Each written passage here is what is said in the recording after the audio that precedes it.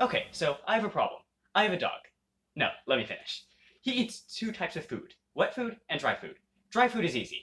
That's just stored right over there where he eats, right next to his food bowl. So I can just reach in, grab a scoop, and put it into his food bowl. The wet food, on the other hand, it's a bit harder. It's stored out here in the garage in these massive packages.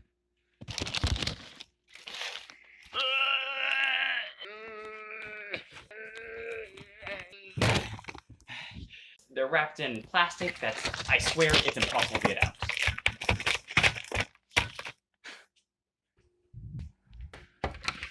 See? Such a hassle. So instead, I thought, I can do something better than this. And so I made a prototype.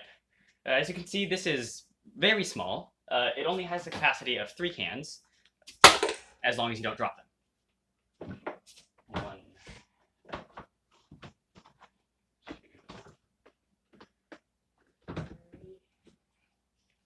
Ta-da! So this is a stacking design, and what's holding them back is a tiny stub right here. This stub. Don't know if you can see that. I might have to take a picture after the fact. But that is holding the can, so when it rolls forwards, it doesn't want to go. But that presents a problem. What about when I actually do want a can to come out? Well, it's really easy. All I have to do is press this, and the can just rolls right off. But of course the question is, how? Okay, so now when I press down, as you can see, it wants to return to this upright point. That's because of a spring right there that's compressing when I push down. And then, if you look over here, it actually goes up. So when I press on it. So when I press this down, that forms a ramp, making the can want to roll down. Now you may be saying, now that's all fine and dandy and all, but that can only hold 3 cans. What about that? I don't know how many were in that giant pack. 27 billion. Well, that's where this comes into play. This design iterated on the last. Just like the previous, you release the cans by just pressing. So if I put a can on,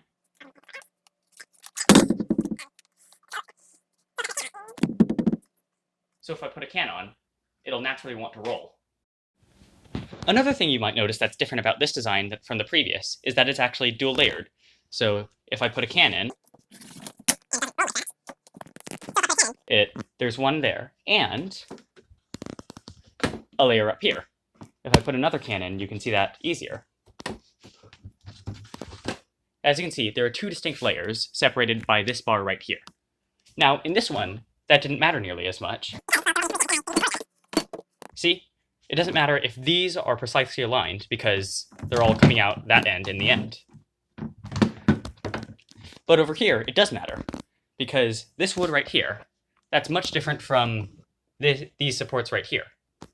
It has to be a lot more accurate, otherwise the can will just end up falling, become like that, and never roll again. To make this design easier to use, I put a bit of felt here to soften the blow from when the can rolls. That way it makes this sound instead of this one. And finally, the largest difference, which I'm sure you all noticed, the biggest difference of all, the difference to end all differences. Personally, I think it's my greatest accomplishment. I added a catchment mechanism. That way, when the can rolls off, it stops. No, I'm kidding. With this design being able to hold a whole 12 cans, which is the actual amount that comes in one of these pallets, instead of just 3. So this project was really fun to work on.